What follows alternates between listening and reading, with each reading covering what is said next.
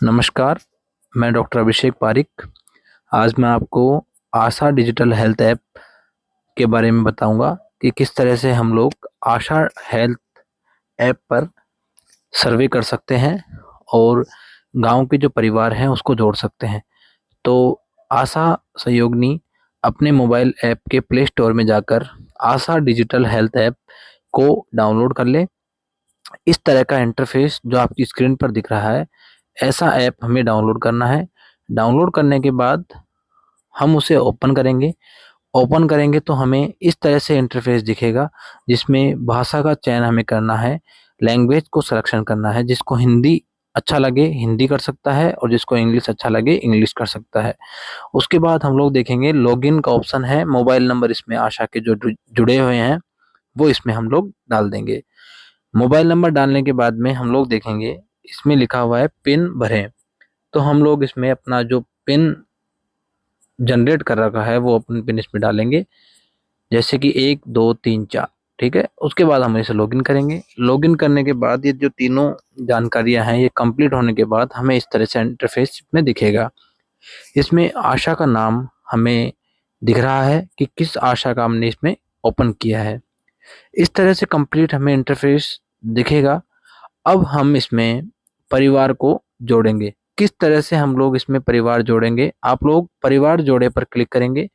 जैसे ही हम लोग परिवार जोड़े पर क्लिक करेंगे और इस तरह से हमें इंटरफेस आएगा।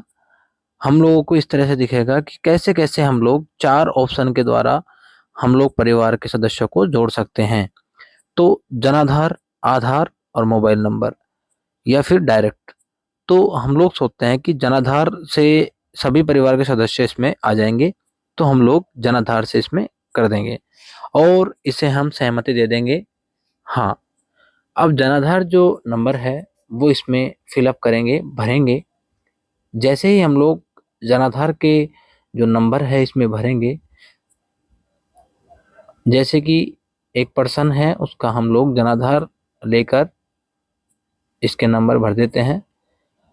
इसका जो भरने के बाद सहमति पत्र है वो हम देखेंगे और उसे जारी करेंगे, उसको सहमति देंगे। अब खोजे पर क्लिक करेंगे। हम इसमें डाटा खोज रहे हैं। डाटा खोजने पर हमें सदस्य इस प्रकार से दिखाई देंगे। जितने भी जो उसमें सदस्य जुड़े हुए हैं वो हमें इसमें दिखाई दे देंगे। जनाधार में जितने भी सदस्य होंगे वो हमें इस तरह से दिखाई देंगे। अब हमें अगर पूरे सदस्यों को जोड़ना है तो हम लोग एक एक करके क्लिक ना करते हुए उस पे ऊपर जो कॉर्नर पे दिख रहा है सब चुने, उस पे हम लोग क्लिक कर देंगे। अगर हमें किसी एक सदस्य को या फिर किसी को भी हटाना है, कोई गलत एंट्री है या फिर किसी की शादी हो गई है तो हमें उसे हटाना है तो क्लिक कर देंगे, या फिर नहीं हटाना है तो उसको वापस से हम लोग कर देंगे। उसके बाद हम लोग आगे बढ़ेंगे। लिखा हुआ है आगे बढ़े। आगे जैसे ही बढ़ेंगे हमें इस तरह से इंटरफेस दिखेगा। जीपीएस लोकेशन वगैरह हम लोग ऑन रखेंगे।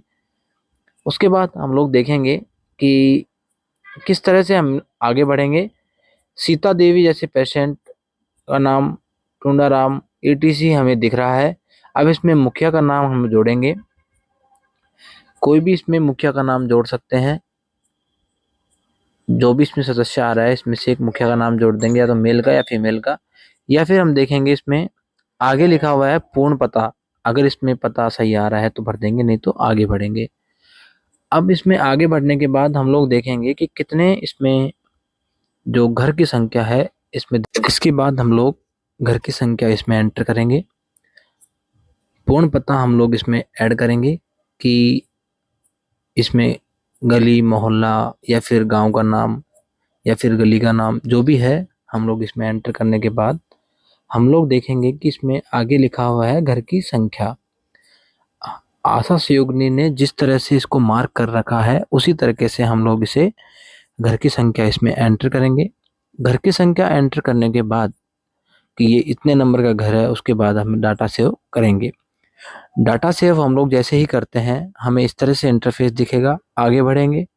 आगे बढ़ने के बाद घरेलू विवरण कंप्लीट इसमें आ जाता है कि मुखिया का नाम तो क्या है, मोबाइल नंबर क्या है और कुल सदस्य कितने हैं। इस तरह से सभी परिवार को हम जोड़ सकते हैं।